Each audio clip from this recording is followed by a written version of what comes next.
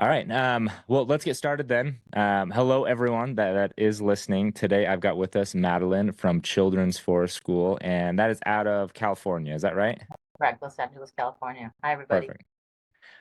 Thank you so much for taking time out to do this. It's something I'm really excited about. We've had some great interviews lately, and this actually would be my first forest school. Well, It's just been kind of farm schools so far, but this is our first one, so I'm excited to dig into. very nice. Yeah. So let's just start. I would love just for you to start with your origin story, whether you're personal or your programs or a little bit of both, but whatever's most natural, we'd love to hear about it. Yeah, well, our program is new. So this was our second fall season. And ultimately all of this started, I'm gonna like during COVID. And Okay. so during COVID, during lockdown, I was a teacher before my entire career. I've been a teacher. And so I was an educator. My son was in, I want to say, kindergarten. So when COVID happened, everything locked down. And really the only safe place we had was nature, right? Where Sure. we could be outside without masks and not feeling fearful being in that space. And so my connection to nature and his connection to nature really emerged during that period of us being able to be outside and move our bodies and really almost like take a pause from the fear that was happening during, Yeah. was circulating everywhere. And so it was the only place we felt safe, the only place we felt kind of relaxed and more at ease and are able to connect. And so when people started to go back to school, at that point we had been doing homeschooling. We had, transitioned from remote learning because it wasn't working for me as an educator and it wasn't working really for him as a student. He's At much that more point, it was just your child. It wasn't. yeah, so it was just him and I, and obviously my husband and his dad. And so once we transitioned from remote learning to homeschooling, then it kind of opened up a whole new set of opportunities for him as a student and for me as an educator of how do we make the learning much more meaningful, much more tangible, much more hands-on. And again, within that, I really wanted to continue our connection to nature, our meaningful experiences in nature. And I saw just how much more regulated he was, how much more relaxed he was and more Yeah. confident that he was. And so along the journey of homeschooling, I met other families who also shared that um, same experience with their children as a family. And so I met one mom, Melissa, who is actually my partner in forest school. And so she propositioned me, I want to say a year after we had homeschooled, maybe a year and a half, and had noticed that I had been, planning meetups in nature and hikes and things Yeah. like that. And she propositioned me if we'd be interested in opening up a forest school. And at first I was like, I don't know. I mean, I'm a teacher, so I've worked with students in the past, but had never really considered creating a program for other people's kids, right? I Right. spent time with my own son out and outdoors and much more casual, but it tapped into the teacher part of my brain of wanting to stimulate that part of creating a program that is meeting the individual needs of other children, Mhm. depending on where they're at developmentally and age wise. Um, and so that's how Children's Forest School emerged. She had the idea, and I had the experience and the knowledge of working with students. I have a master's degree in education. I taught preschool for a long time. I've taught college classes for people who want to go into early childhood education. So I felt like I had the experience, Yeah. but in that context, right? Not being outdoors, not having a classroom, not having materials, and so it was one of those things that I was like, I got excited about being able to get back into the classroom, but in a very different, in an unclassroom, right? In Yeah. an outdoor Well, space. you Yeah. mentioned that you really connected with nature, just with your personal experience with you and your son. Um, Before that, I mean, would you have described yourself as, yes, I'm really connected with nature. I have this bond. I know where to go. Experience. Like, if I would be the person if someone suggested going to the beach and I was like, all the sand or hiking outdoors. I mean, I enjoy the beauty of it, but Yeah. it didn't really I didn't create the kind of peace that it does for me now. Yeah. And so I think I sort of had like a superficial relationship when they took, oh, that's a pretty sunset or Sure. like, oh, the flowers. But now my relationship with nature has changed because I spent so much time with it. I had a much more closer connection to it and what it provided for me as a person who's going through that, scary time. And then what it's done for me now as someone who really utilizes that space to feel very sort of in tune and relaxed and sort of all of your worries, all of the things that you think about just fade away. And Yeah. a lot of that for our young students as well. So Well, I yeah. bring that up because I feel like uh, who I hope, is listening to this, or who I want to target with this type of stuff, is I want to break down some of those barriers, that there is this, and it's not too late to start connecting. It's not too, because I feel like we all kind of have this, um, I've noticed it, especially with my generation, this yearning to connect. Right. But I think a lot of people just have that label on themselves of like, I'm not that yet. And so it's really encouraging for you to not only do that with your own student or with your own kid, but to also take it a step further and help others. Myself. Yeah. Yeah, that's beautiful. So what piece did your co-founder bring into it? I mean, you mentioned your expertise, your obviously your education with that. What was the piece that she brought? She's a mother as well, so she's a Right. homeschooling mama of twins, and so she spent a lot of time outdoors. So she was the one that was the outdoorsy person that Okay. camped and like lived in a trailer off the grid. So she had that courageous, more Yeah. risk-taking aspect, whereas I'm a planner. I'm like, what's our trail? Is there, are we gonna have a signal? Are there bathrooms there? So there's the part of me that's planning and managing the time and the group. Yeah. Um, and then she's sort of the one that was coming in with like, let's just be outside and see what happens. So she came in with a much more natural ease with being with kids and being outdoors with kids. And then I brought in the planning and the organization and sort of like the educational philosophy.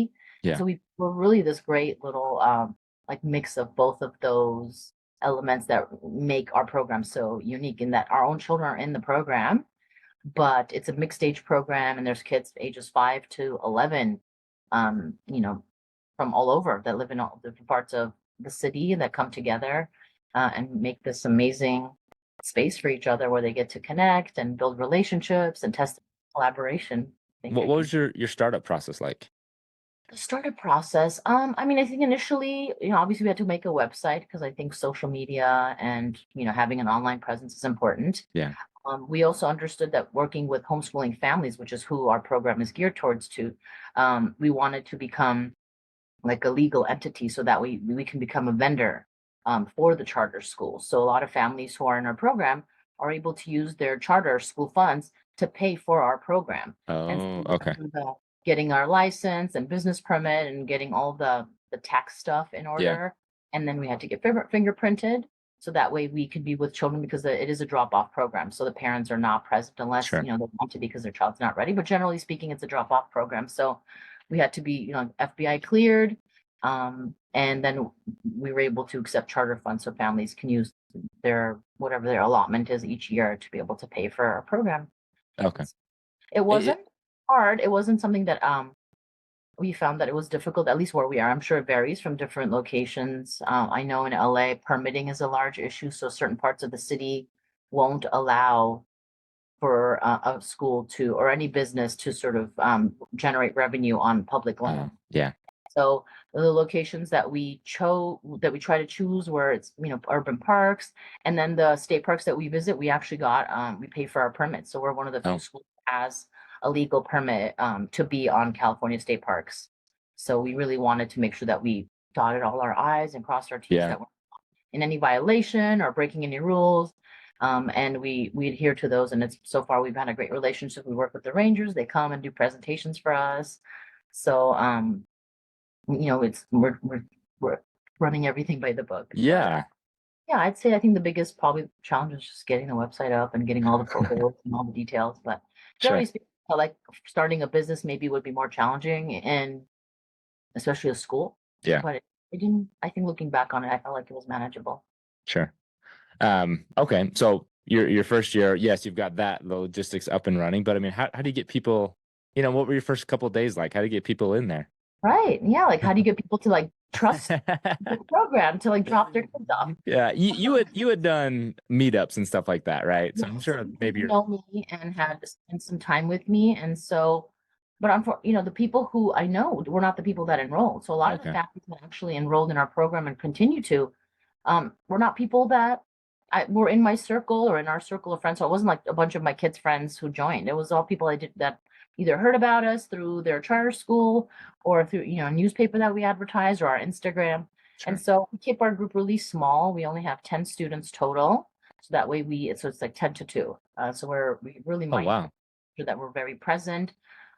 with being able to offer individualized attention and supervision, obviously, because we have a group of mixed age kids. So there's 5 to 11-year-olds. So, if someone's climbing or a small group is moved on down to the creek, we want to make sure that we have adequate supervision to keep everybody safe, but also, give them the freedom to explore without a lot of hard boundaries. Yeah. But yeah, the beginning was just really finding our rhythm as a group of what it feels like. How do we manage the trail or our location? Setting like a routine even with how we start our day. So we have our morning greeting. We gather together for a morning circle, which is something that I brought in to this space from a classroom space because I think that's an important aspect Hmm. of any program. I think parents often assume that just because we're outside, they're just running wild, but that's not true. We gather, we read books, we share stories, we do cooking activities. Using the materials that we have available to us. We bring art supplies into the space, things that the kids maybe who are not ready to jump right into the activity might want to draw or paint. So there are things that I bring in from a classroom setting into our outdoor space without Sure. it being um, disruptive to the environment. And so we offer that rhythm throughout the day for our students, and they're able to have lunch, bring their lunch. They listen to their own bodies when they want to eat, when they need to eat. And so and then from then on it's really child driven. So wherever their interests go. So if they're interested in a particular area of study, then that would be something that we continue to bring into the next session. Our sessions are short. They're only 4 hours Yeah. twice a week. So if, for example, a child is really interested in a particular topic, let's say in gems, our next location might be an area where they can go mining for gems. So we really are in tune with what they're wanting to explore, what Oh, they're I love that. so that way we can adjust it for the following meeting because we rotate. We don't stay in one location each week. Each week is a different location depending on weather, depending on interest, what they really want to do some climbing, then or going into caves, then we'll adjust accordingly. So Yeah, well, I feel like you're ahead of all of my questions here. So honestly, you're doing perfect. No, I mean like I'm thinking of a question and then you just answer it. So like that's perfect. Thank you. So are parents just getting like a text of like, hey, this is where we're going this week, or how does that work? well, each week, so that how do I explain it? So each week, let's say we had a week. That week, the Sunday prior, the parents will get a notification of our location. So we won't know months in advance where we're going to be. Because again, if the weather is going to be extremely hot that particular week, then Sure. we might move to a location that has water or has shelter. If it's going to be raining, we might want a place that has cover or caves even, where we can take shelter if we need to. And then each week I write a newsletter for the parents. So the parents who are not able to stay, they really do get a written up summary with pictures of what we did, the Hmm. learning that occurred there with their children's photos and language samples. So I think we do a good job of, as much as we can in a short time that we have. We don't have all week, all day. We have, each day is a different group of kids. So our Tuesday group is different from our Thursday group. So I Oh, have okay. 2 hours to really capture what their experience was, what the learning that took place, how it was meaningful, and then convey that in a written newsletter to the parents so they understand what's happening. And so oftentimes parents really appreciate that to be able to have an insight into what occurred. If something that, they go home and the kids are like, what'd you do today? Oh, I didn't do anything. Or, we got wet, but they don't really know all the little things. So we try to really give them a picture into what our day looked like and what they were involved in. And pictures really do convey a lot to them as well. Yeah. So a typical student would maybe just visit with you guys or be with you guys just once a week. Is that right? That's right. Okay. Yeah. So you offer it Tuesday and Thursday, but typically just one of those days someone would come. Right, because they're homeschoolers, oftentimes they have other classes that they sign up for. I know we've had some families who wanted to do both days, Hmm. and that's obviously an option for families who want to. But just happened that this particular season we had a different group of kids on both days. Besides Yeah. our own children are the only ones that actually end up attending both days. But oftentimes homeschoolers there's so many amazing opportunities available as far as learning centers or online classes that often students just don't have the schedule to be able to do it twice a week as much as they'd want to, but Sure. they're yeah. Why did you target that, homeschoolers? I've seen some people that like want to almost replace traditional school, Right. um, versus supplementing homeschool. So maybe give me your thought process on why you went that way. I think for us, because we are a part-time program, it looks different for us than if we were 5 days a week. I think if we were a full-time program, then our learning goals would look different for elementary age students, right? So if they're in homeschool or doing the charters, those parents might start expecting language samples or work samples or some of the academics that they need to be Yeah, able to provide to their teachers or their charter schools. But if we're part-time, then we're an enrichment program and we don't have to really provide any of those things for them. Even though our documentation does convey some of the learning that's happening, be it for relating to math or language arts or science, or we talk a lot about the indigenous people that we're the stewards of the land that we're on. So we connect a lot of um, learning into our work. But I think if we are doing 5 days a week and the children are with us from 9 to 3, I think it would be a very different um, educational environment. I would feel like there would be an expectation to be able to provide some of definitely. those kinds of work samples for their teachers and for their schools. And Yeah, so I wouldn't be able to. I feel like something would be lost in the process if we were focusing on that instead of the children's interest and where they're going. So that is part of the reason that we chose homeschools. One, because we wanted during the school day, and we wanted part-time for our own children to be able to have this kind of experience throughout the week, but not every single day, because it is physically demanding too, to be outdoors. I mean, some days we have like 4 or 5 miles. So I feel like for kids, especially our group is much older, so they're much more physically capable. But I think 5 days a week would be really, really physically that is a lot. demanding. They would Yeah. be Oh, tired. I think how well my kids sleep when we go camping for like a week. I mean, they're just Yes. toast by Yeah. 7 o'clock every day. Yeah, even for me, like we need that Yeah, day to recuperate, recharge, and then go again. So I think it works for the kind of program that we want to offer families and students as well. And so we're able to bring in the learning that's happening in a way that feels right and feels good for our program and for our students without having to compromise sure. because of dealing with charters or, like the school system in any way. So we kind of get a little bit of both worlds. Yeah, and I saw on your website that you like it small, like you like that it's just kind of the 2 class days and So it doesn't feel like a summer camp, chaotic and just a bunch of kids running around everywhere. We sure. really do get to know our kids. The kids really do have connections. They've made really close friendships. And having been a classroom teacher, I know how important like a small group size is. If it's too small, it feels kind of like off a little bit. If there's only Yeah, 3 kids or something, it feels just like a play date. But when you have 10 kids, we have families who have siblings. So there's like, a younger brother and a older brother. And you would never know it if you were to come and observe the program. You'd never know who the siblings are because they have their own sure. relationships with other kids, or they do their own thing that's completely separate from their sibling. And so I think the small group, the 10 to 11 is just that really sweet spot for kids feeling like they're part of a larger group, but have the opportunity to have smaller little Yeah, cluster friendships or even just one-on-one time with another peer that they wouldn't if there was 17 and we're just trying to, keep the right. crowd, like not lose anybody or anything like that. So I feel like it makes it manageable for us, but we can also have time with the students. If, someone's having a moment, we can actually be with them and not feel like we're not supervising the rest of the group because Yeah. there's well, yeah, So that from an important aspect of our program is the small size. you're one of the first that I've interviewed that has the situation where there is so much of a widespread of ages.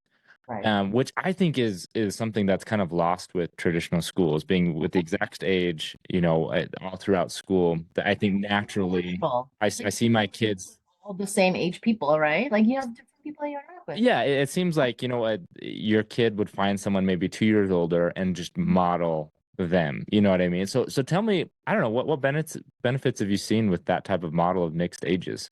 I I think think that's ideal. a lot of research to support how important mixed stage learning is. And so it's unfortunate that our school system is not adhering to any of that research at all. Sure. Like you were mentioning, modeling is a huge part of it, but you'd be surprised that oftentimes it's not necessarily the older child modeling it for the younger child. I think that's the assumption that, oh, they're just, following. Oftentimes the younger child is able to, at least in our program, again, I can't say what it looks like in a classroom setting, but I imagine it very similar, where because it's a mixed age, they learn from each other. So an older child might work on their patience, having a younger child in the classroom, in how they convey information, so they can have it be more digestible. The idea, the zone of proximal development, that children are more likely to learn from someone who is close to their age. So me conveying an idea to a 5-year-old is not going to be as meaningful as the 8-year-old Yep. conveying the same idea in their own way, in their own explanation. And so I think the learning that happens in our program is very, very organic. And so I always tell parents who are observing, because we offer families who want to join our program a visit day. So they can see if we're a good fit, if their child is a good fit for our program, versus just jumping in and realizing like, oh, they can't. And so they often see that the child, you really can't tell, besides physical size, who's older, who's younger. It's really Mhm. about how they're able to manage in this environment, how they're able to communicate with each other, problem solve, deal with conflict, and all of those things happen very organically with a small group like that. So I don't see a big issue with age in the program as much as like ability. So, for example, you might have a 7-year-old who's not able to get dressed. That would become more of an issue than a 5-year-old who maybe has a short temper or is still Right. learning how to, regulate going to the bathroom. So things like that, like self-sufficiency and independence, are more of an issue than age ever is. Step up and help each other kind of with those things. But I mean, you nailed it perfectly. I feel like if I want my kid to learn something or model something, I just go I arrange so that he's spending time with a cousin that is like that or can do that, and then it's just amazing. I mean, if I can get that cousin to tell him that or to model that, like that lesson is solid with them. It Way connects, better. right? Yeah, Yeah, it way does. better than if I had tried to do it. And sometimes the opposite. So, for example, we might use that as, if a child, for example, like an older sibling or an older child in the program is not able to regulate, we remind them like they're watching you. The younger students Mhm. are watching and observing like that. You're not able to come to circle when we make our signal to come. Yeah, And for them, they takes a lot of pride in the role that they have within the program. And then the younger students are able to do that for the next generation sort of that's coming, or a student that's maybe even older but is new to the program. So they are able to facilitate some of that routine for them, for the new yeah. students that are joining throughout the year or visiting even. So that's How very do you how do you pitch to parents kind of the value of the program? I mean, do you bring a lot of science into it? Do you bring a lot of just kind of intuition? I don't know. What do those conversations look like? What are concerns that parents are typically bringing up? Walk us through that. Yeah, I think because we're a homeschool program, I imagine the programs that run a 5-day, what I was mentioning earlier, the 5-day full time. Yeah, I'm sure there's probably a lot more parents approaching the teachers in those programs of like, what are they learning? sure. Are they going to be ready for, whatever is next? We don't really have a lot of that. Not yet. I don't think we've had. I feel like I do a really good job of conveying the learning that's happening in the newsletter. So I've Mm, always what's happening in the program, getting ahead of it. make it, visible to the parents, making the learning that's happening in the program visible to them in those newsletters, and always connected to research and studies that have been done. And so oftentimes parents say that it's really helpful for them. I think one of the things that we're working on this year, because they're, our second year, is having more conversations with parents, even like conferences, right? Because in the classroom, I had our spring conference and our fall conference. But because we're such a short program, and pick up and drop off are very busy, right? Everyone's being picked up at the same time, everyone's dropping off. So we don't really get an opportunity to talk to the parents. But I think that is the goal. Like each season, I sort of reflect with Melissa of what we can do to improve. And I think that's probably the next thing that I want to incorporate is sort of check-ins with the families to sort of talk about their own children and the growth that we've seen, maybe some of the areas that they're needing additional support. And then to communicate with them and talk to them about Yeah, what are some of the things that they're looking forward to in the program, how could we improve, and again bringing some of that research and how important nature is in their own development. But oftentimes like the parents see the changes in their own children after they start a program. interesting. They make their own observations of how their children have really come into a different space, whether it be confidence or like physical ability or knowledge about like local plant and wildlife and animal tracking. So that some of the knowledge that's happening in a program, they take it home, they share it. So we don't have to do as much of the work as the children do it. But I think, yeah, moving forward, I'd love to be able to have more, uninterrupted conversations with parents Yeah. about their own children, and how our program can better support them.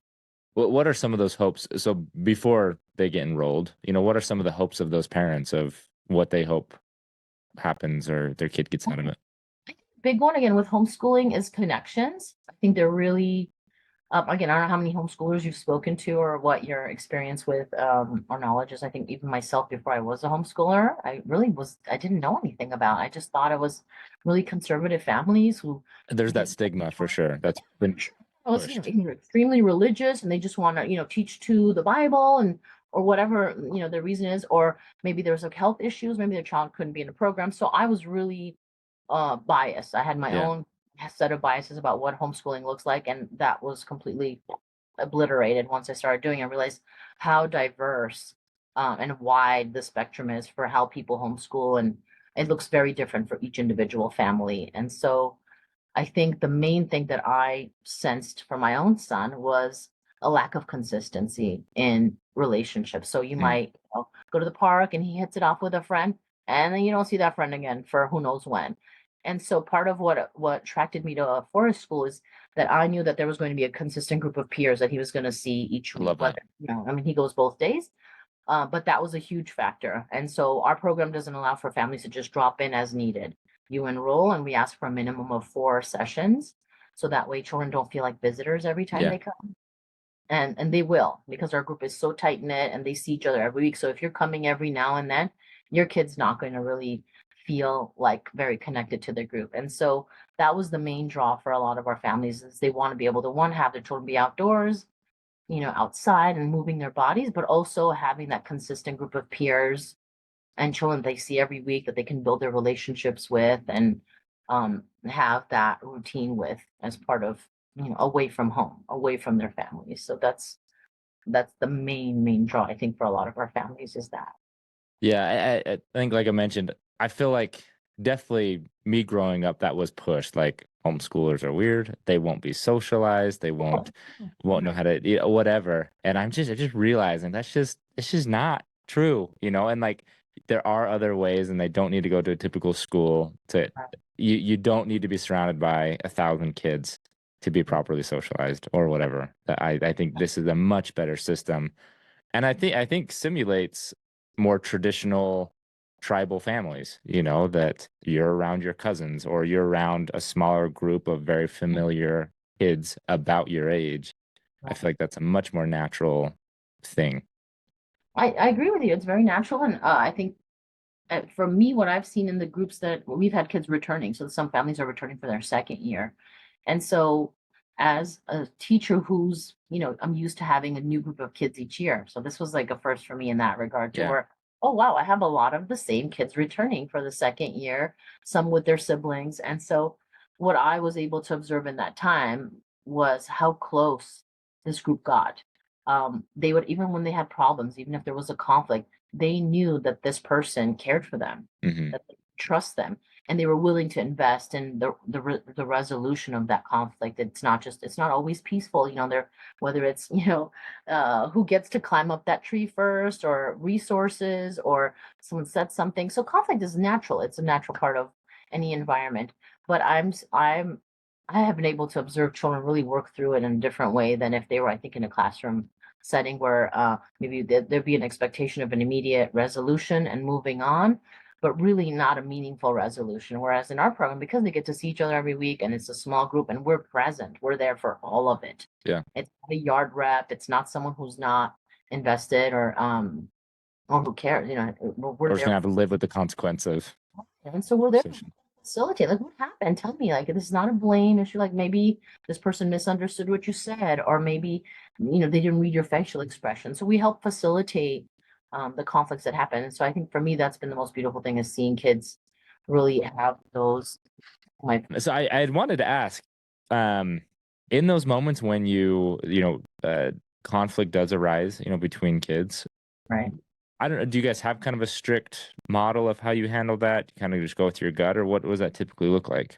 I think it depends on, each child. Some children, we're really individualized in our learning. So that comes to conflict too. So each child might, some kids might need a little bit of time to just breathe. So we're not going to force them into some having a discussion.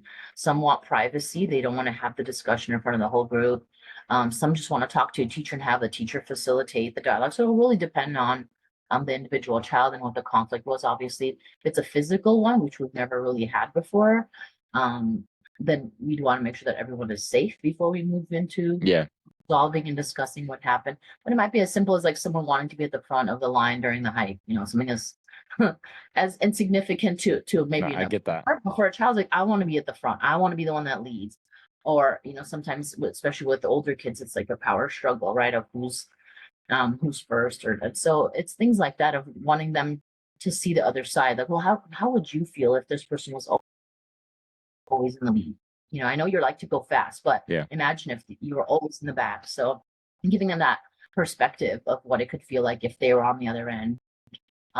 Even if a child maybe is not able to convey that, we can kind of inform them of that. Like, imagine how loud that would feel. Yeah. No, it's not about being nice or being kind. That's not like our goal is for them to be able to imagine what it's like in the other friend's shoes, and so that they choose to do the right thing because it's the right thing to do, not because we're forcing it or because it's an expectation. Not at all. Yeah. Well, I like the idea that you brought up before of just them not forcing it. Because like you said, in maybe more traditional, schooling setting, it's just like this is how it's done. It needs to be resolved. Now, we set an appointment to resolve it. But I really like that it's much more natural. And there's, I guess, like you said before, everyone has to live with that consequences because we're all together. We're going to be all together next week and the following Right. week and the following week. And I think that that's a really healthy way to go about that. Right. We don't have chart. There's no behavioral chart. Really, the group sort of sets those boundaries with each other. And so our goal is to create a safe environment where they can do that. Yeah. And, because in a classroom setting too, when you have like 20 plus children, really like classroom management is a huge thing. So that's where all the behavioral stuff, the charts and all of that comes, because the teacher can't really pull 20 minutes out of their morning or their day Yeah. to solve something. They need it done and moved on so they can go on to the lesson or to the next, they need to go to the next class or transition to, the outdoors Yeah. or whatever. So for us, we have that flexibility because we're such a small group that, if there is a conflict, I can step away or Melissa can step away and help sort it out while the other mentor is with the other 9 children, Sure. or which is not a lot of kids, even within that, we're well within ratio. So we don't have toddlers that are running around, so we don't have to worry about those kinds of safety concerns. We just need to make sure that we have visual on everyone, and Yeah. we usually have a home base, so it's not just the children know that our belongings are a particular home base, and they venture as far as the safety boundaries that we set as a group. So yeah, we're really lucky in that way that we can do that. Yeah. So that brings me to, do you guys have do the kids have, if you were to ask them, hey, what are the rules? I mean, would they kind of recite the same things, or I don't know, is that communicated, or is that more naturally from you guys just Natural. I think boundaries? it's always about respecting each other, respecting ourselves, right, and respecting the environment. So, and as long as we've established that, it's not like we have a written down rule, but they've Sure. come to understand. So if we see an animal, for example, we don't have a rule of don't touch it, don't touch it. They just understand, like, let's not harm it. If you want Sure. to try and safely pick it up, we've had a child who's obsessed with snakes and really knowledgeable and recognizes what's a safe snake. And Oh, so cool. children will immediately refer to him to go and see if he can pick up the snake, because they trust that he knows what he's doing and he's Yeah. capable. And then he facilitates the observation if anyone wants to touch it without harming. So our those rules are very implicit and understood. We don't have to sit there and recall them every single day. And Right. children do a great job of not only respecting those rules, but also enforcing them when we're not there. So if a child, wants to harm something or is pulling something out of the root, another child will say, like, "Hey, be careful," or Yeah. we don't pull the root out, or we're talking about when we do foraging, of having an honorable harvest. We wouldn't take more than 10% of a particular plant if they're wanting to eat the berries or pull the fruit. So the kids do a really good job of conveying Yeah. rules, those sort of unspoken rules that we have for our program. Do you guys share a meal during your day? Everyone brings their own lunches. Okay. So we don't have a communal meal unless we're cooking something or preparing something for the group. Like this past week, we had acorn pancakes was our last session on Tuesday.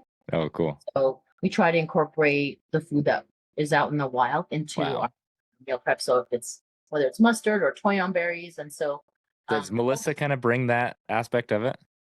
yeah, That knowledge? she'll bring it in. She'll help prepare it, and so we'll tag team. So like, hey, I'll read circle time while you get the pancakes ready, or I just mean like just knowing, like, hey, like identifying plants or knowing what's edible, what's not? Is that something you both have kind of researched or? Right, both kind of it Okay. happened very organically, so Yeah. it's not something that I knew or she knew beforehand.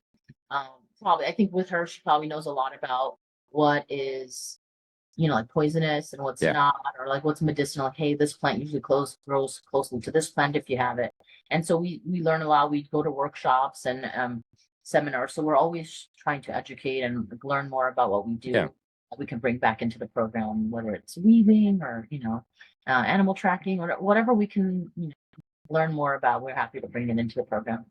What what are some of those workshops or seminars or um groups that you're a part of? Like, how are you developing yourselves in this field? Well, our school's part of the California Forest School Association. So last year or earlier this year, there would be, a bi-monthly sort of roundtable. So we would come together online, some of what we're doing, and just discuss some of the things that come up in our programs. Cool. And people were from all over, from Bishop, from Colorado, the desert, and some of them had our homeschooling program, and some of them were preschool programs. So they're open 5 days a week for a drop off. So it really everyone from different perspectives was coming into this roundtable meeting to discuss the challenges, Yeah. the struggles. They have staff, we don't. It's just the two of us. So, some of the things that were coming up are for programs that are much, much bigger and they have staff. And how do you maintain continuity with staff, dealing with funding, cost, things like that. So everyone, I think each individual program has its own set of challenges. And then within that, there's also a lot of local experts. I'm not a forager, I'm not a master mushroom, I'm not a mycologist. So, you know, different experts might host workshops, whether it's about mushrooms or Yeah. medicinal plants. And so if I feel like it's something that we can learn from or benefit from, or just, expand our knowledge about, then we try to take those classes and uh, learn from them. Sure. So, and then we also host workshops too. So with that, we educate ourselves, but as part of our program, each month we host workshops for families who maybe are not enrolled in our program but want to participate in some way. Yeah. Sometimes the weekly commitment is too much even for homeschoolers, but they might be willing to come to a workshop once a month, whether it's eco printing. The last one we had was I think dyeing with silks with natural materials. We've had My wife would love that. yeah. So we have a lot of families that are not in our program that come to those and bring their children. And so our mission of connecting children to nature goes beyond the students that are in our program. So even if Yeah. you're not in the program, we really want to facilitate that. And we're not the ones hosting. We invite people who are experts in the field, Oh, cool. knowledgeable, to come and guide us in their own expertise and knowledge. And we invite families who are part of our, subscribers and people who follow us to come and join and get, have that experience as well, even if they're not able to come to our program. Yeah. Oh, that's really neat. What are I don't know, I'd love to get in kind of the science of the benefits of and even into the philosophies of, outdoor play and, all these things. What are your thoughts on all of that? As far as nature's impact on, Yeah, yeah, just nature school, forest school in general, farm school in general, just spending that much time outside or just the things that you're doing. I mean, a lot of it has to do with research. I wouldn't be able to quote anybody for you, but I know there's been a lot of research, especially since COVID, of how important Yeah, being outdoors is for how beneficial it is for one's mental health. I think first and foremost, not only for your physical well-being, but also for your mental health and well-being. definitely. So working with young children who, we've seen articles about more and more tweens and teenagers are dealing with anxiety and depression. And so if there's any correlation there, giving them the skills to be able to find ways to cope with stress, cope with anxiety in a way that's very healthy, um, and sustainable. I think having regular access to nature can really provide that consistency that one would need versus something outside of nature. If you're relying on a peer that might not be available, or you know a substance that might be seen children who have really high energy. This work that we do is to be able to extract a lot of information and be able to showcase that at like a conference. I know before I became a forest school educator, I presented at conferences at CAUIC and Yeah, NAUIC about emergent curriculum and child development.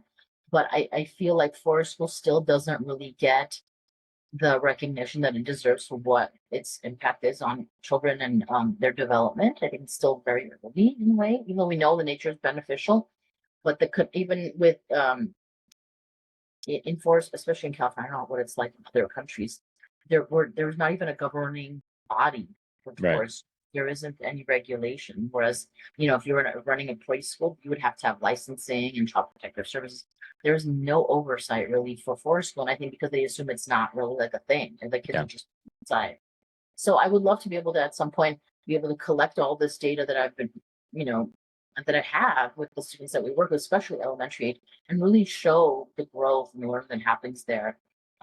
That's backed by science, but now I actually have tangible evidence of how it's helped them over the years, especially children who have been with us from the very beginning. Yeah.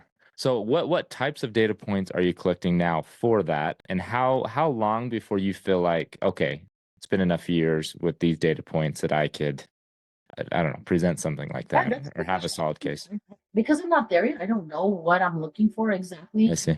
Okay, I'm ready to like take it to the next level. I think right now, the one of the main things that I'm really looking into is confidence, children Yeah. having confidence in themselves as a learner. That's one of those, just like that box I'm trying to fill, and how they relate to each other, socially and emotionally. I think like, regulating themselves is another piece that I'm focusing on, and how it changes from like even from the beginning of a session to the end of a session, Mhm. beginning of the season to the end of the season, like tracking some of that. And some of that is just observation. So I might jot down a couple of notes or how much time that particular child spent explaining something to someone else, or taking time to look for a frog. How much time were they able to spend at the beginning of the season versus the end of the season? So things like that I'm observing, and then how they convey their understanding and knowledge of what they've been doing. How are they able to communicate the learning that's happening for themselves to others? Yeah. Again, I'm still very much in like the figuring out data and then how that's going to sort out and how that's going to fall into place has yet to be seen. But that is one of the things that I'm looking at to sort of be able to present this to other colleagues and other people in the field. Yeah. Um, because it's I see it. I'm part of it every day, but it's hard. We're still in the very early stages, so hopefully in the next couple of years we'll have a Right. presentation for everyone. Well, I look forward to that. This next question, I want to be very sensitive with it. I mean, my own kids are in public school right now. You obviously spend a lot of time in public school, and I the went to public. more. What's that? I went to public school. Yeah, yeah. So I definitely don't want to put anyone down that's doing that route, right? Like anyways. But then how can we contrast, the benefits of this model and maybe even more intensive, like maybe if it was full time, for schooling versus a traditional model. And once again, like I understand where we're at, and I'm there too. So this is not to make anyone feel guilty about that their kids in public school. So having cleared that up, I would love to. What are the contrasts here of like, no, this is the benefit or this is the drawback of either or. What are your thoughts on that? I mean, it's a great thing. I think people assume just because I'm a forest school teacher that I think the rest of it is garbage. That's not true. I think there's a lot of amazing learning environments for every type of student. So yeah, we might have a child that loves going to school and loves the very task oriented and large group setting. Like that might work really well for them, and they enjoy that kind of environment. And they might be miserable in this one, Yeah, right? They're coming and they don't want to be outdoors. They don't want to be wet when it's raining. They don't want to climb trees. So like, I think it's important to know your student. I think with homeschooling, we are afforded that luxury of being able to really meet our students' needs, or for me as a parent, to meet my child's needs. Like, what yeah, does he need? What environment is the best environment for him? And so, and for some parents, like being in traditional school might be great for them, or being in a very specialized school or in a gifted school. So, I hope that every parent is ultimately setting their children up for success in whatever works for their child and for their family. And so there's absolutely no judgment of what's better, what's worse. I think it's about knowing like your child and what's best for them. I see. Um, Okay. so So that's so like my philosophy. I don't feel like this is a one size fits all. Nothing is one size fits all. This Some children really don't enjoy being outdoors. And so as much as I believe it would benefit them if they get more comfortable, but forcing a child who doesn't like this kind of learning environment to be in one, I don't yeah. think be beneficial to them. long term, even though I know has so many benefits as far as their mental health and well-being. But again, if a child is not into that and they're not enjoying that, it's not going to serve them in the same way as a child who really feels regulated and feels much more at peace and more in control and that kind of thing.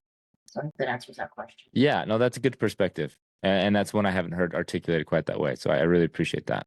And especially where you've come from both places, I value that opinion. And anyway, no, thank you for that. Same in a classroom. I've had students who love the worksheets, who want, who want to get that workbooks out. And there's kids who will spend, 2 hours working with loose parts to create, a landscape. And Yeah. so, we have to, in a classroom setting, we'd have to create those opportunities for our students who, learn that particular way. I think the same goes for programs. If you're able to create a program, you hope that the children who benefit the most or really thrive in that setting come to you. Yeah. Because otherwise, it's just an uphill battle. It's so much. I imagine it must be so miserable for the kids who don't want to be there. Right. Parents feel like, hey, it's a nature program. You should be there. But if he doesn't want to be there, then he or she, then it's not going to. I feel like I've been guilty of that with my kids. Of like, go outside, you'll love it. And Or like sports, right? Like how many kids, like parents are encouraging them in the sports and they see the benefits. Yeah. Your child, my son is one of them. He's not a competitive person. So, as much as I'd want to put him in the sport, if he's not enjoying it, he's not motivated to sort of be better in that kind of context, then it's really not serving him. Yeah, that's a good point. Tell me just a couple more questions. Tell me what's something about this program or any aspect of it that just you're most passionate about? Something that you just really get excited about? Great question.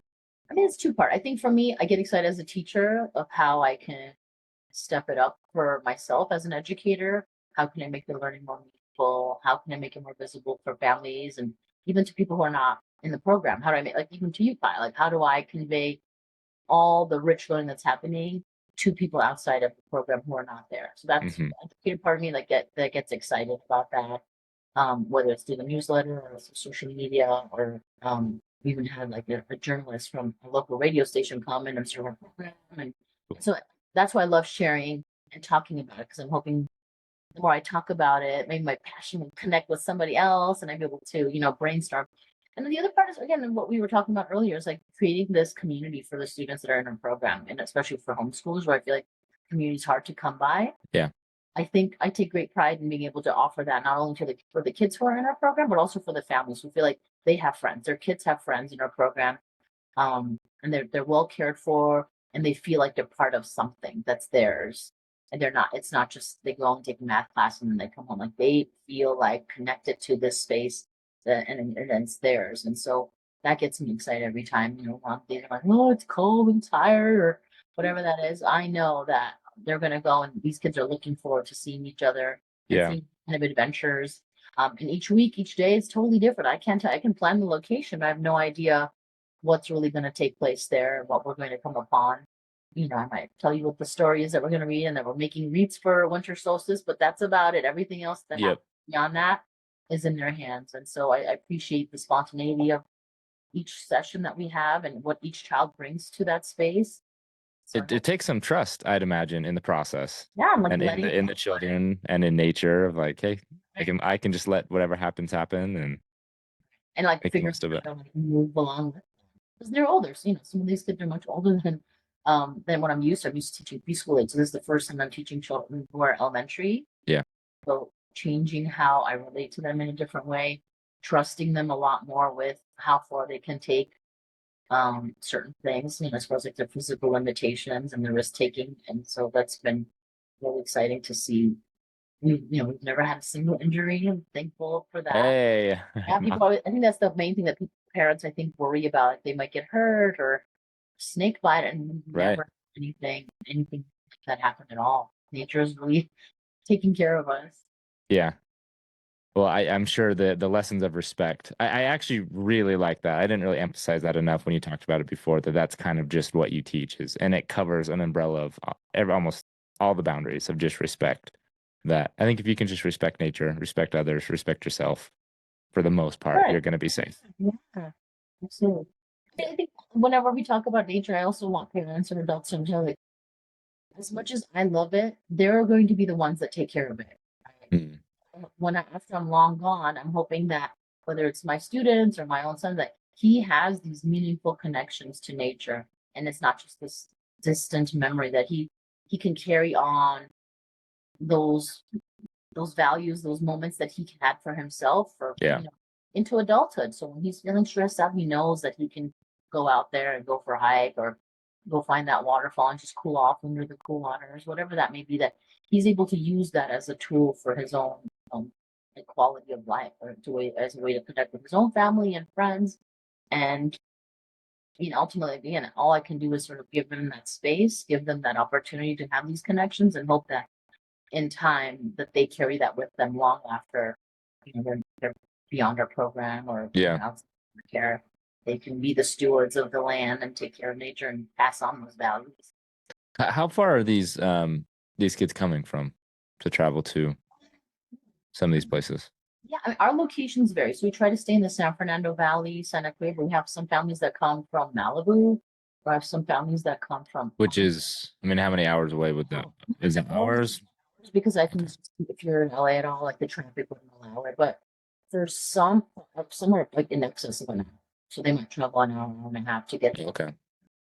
Some are really close. It just works out there. They happen to be central, so it might be 20 minutes. Yeah. But we try to make our locations, we rotate because we hit things are further out. So maybe some of our locations will be a little bit further out. And parents know that in advance before they sign up that it's not consistently in one location that's 10 minutes from their house. But they know that our locations are very driven, not only proximity to other families, but also the location itself. Like there's not a lot of waterfalls in the San Fernando Valley, but there's a few in the Santa Clarita Valley. So they understand that the environment and the location that we're going to get to is the reason, the driving force of why we're going as far as we're going. Yeah. Access to water, whatever that means. So they've been really flexible and understanding. We try not to make them drive too far. Well, it sounds like you do a good job of setting up expectations. All right. So my last question here, this is something I ask everybody, and so I want to make sure I get it right. It does not have to be related to anything we talked about today. This is kind of just you as a person, but it definitely can be related.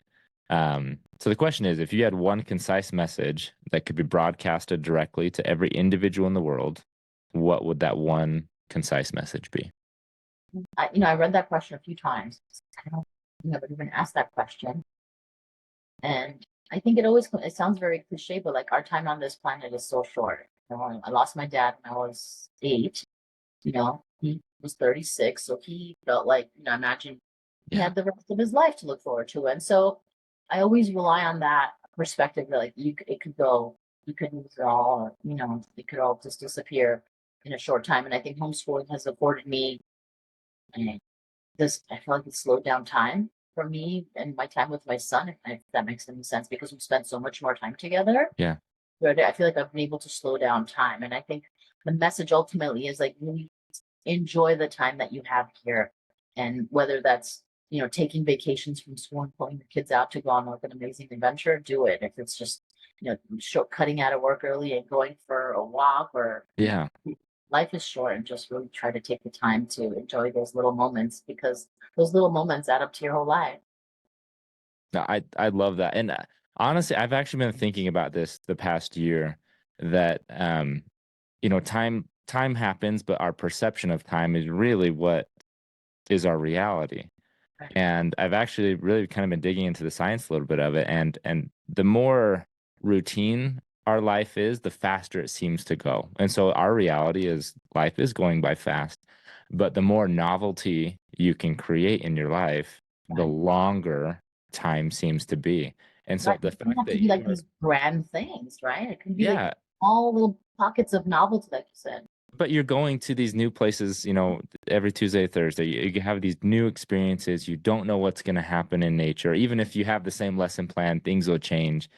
That I think I've never made this connection before, but I think that type of system really will slow down life, and I think Let's feel that make way. it feel much more rich, and that's really special. I mean, this last Tuesday there was a great moment where it was the first time we'd had rain this season, and the children, as soon as the rain started to come, they built shelter and then they took off their shirts so they Yes. could feel the rain. Yes. Like, this is beautiful. Like where else could you do that? If I, you're in school, they'd have to go inside, right? They'd I have know. to and go indoors and maybe not go out for the rest of the day. But our Right. kids on the other end are like, let's take off our shirts and just feel the rain and just be in that moment. Oh my And so gosh. that'll be that moment. You know, that's what was relayed home, that they took off their shirts. And even though we did a lot more, but like that moment to sort of be Yep. etched in their experience and their memories. I hope Mm, to have more of that for myself, and I hope people create opportunities for that for themselves and their own families. Just go outside. I love that. What a beautiful example. That's really great. And I love that you create the space to do that and the permission to do that. I feel like in a lot of spaces, it's like That's not that's not that's appropriate. not a Yeah, good that's idea. it. That's not appropriate. Use it. Use it. Really cool. Madeline, thank you so much for your time. Once again, I'm really, really grateful for it. I had a wonderful time getting to know you, and this a lot of what you're saying is new to me, and so I really, really appreciate that. Oh, I appreciate you like being so inquisitive and curious, and you're a great interviewer. So if this is your first time, Well, I appreciate that. Okay. All right. Well, have a good night, Madeline. Thank you thank so you. much. We'll see you. Okay. We can just cut it there, Madeline. Yeah. Thank you. Like, you want me to log on? Yeah, I know. Usually I say that at the beginning of the interview, kind of explain what to do there because there's the awkward moment. But All right. that was perfect. Thank you so much. Follow up or anything you want to call in, feel free. I'm happy to. We're on break now, so I have all the time to Yeah. Good. fill any gaps that you may have. And then our website has a lot of info. If there's anything specific info that you want.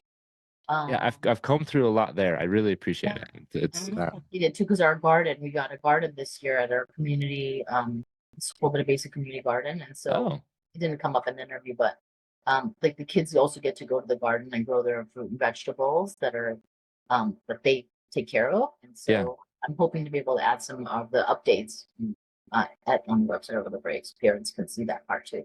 Yeah. So I would imagine the idea is that they would obviously cultivate this garden, you know, take it home, that type of thing, right? Like they pick what they want to grow, and then we alternate the different groups that come there throughout the month, because obviously we wouldn't go there every week. There's not much to do, especially now in the winter. So we might have Yeah. one group go on a Thursday, and then like 3 weeks later, the Tuesday group will go and help weed out things or water or whatever that is. And then in the springtime is when a lot of the activity is, where there's a lot to eat and pick. But Yeah. whether flowers, we grew watermelons this past summer that took over the entire plot. So like we're learning along with them, because I've Yeah. never thing like that. So we really, again, let them sort of lead in what they want to grow and how they want to, and then if we meet there and there's something to eat, we usually try to like make a meal out of it. Very cool. Or a salad or whatever that is. So it works out really well, where they get to be out in the wild, but then they also get to not be in the wild. They get to grow things, and how much work that is. Those are some of my best memories growing up, is working in the garden, but also just taking a break, sitting down and just eating, whatever it is right there. That's so delicious, right? Everything tastes, you grow it. Absolutely. Yeah. That's really cool to give them that experience. Okay. Yeah, so my intention with this was just to obviously just give you a link to this that you can share with others. It'll probably just be on a YouTube page that you could send them to. But I mean, is there anything that I can do to make this more worthwhile for you or useful for you? Oh no, I mean, Okay. I'm happy to support you in this journey. So if you would like us to share it with our, followers, to get more people to jump on and interview, let me know. I'm happy to do that. Okay. I appreciate that. Yeah, and if there's any follow-up questions or if any links I can send you as far as the research, because I can't quote them because my brain just doesn't work that way. No, that's okay. Any articles that you want me to send that relates the science with nature and child development, I'm happy to send you a lot of. I would love any of that, actually. That would be great. But Richard Louvre is one that I recommend if that's something that you're all interested in. Yeah, I saw his quote on your website. Okay. All right, yes, I'll send it to you in an email this week, and then if you need to touch base. Okay. Thank you, Madlen. Have a good night. Happy New Year. Happy holidays. Thanks again. I'll see you.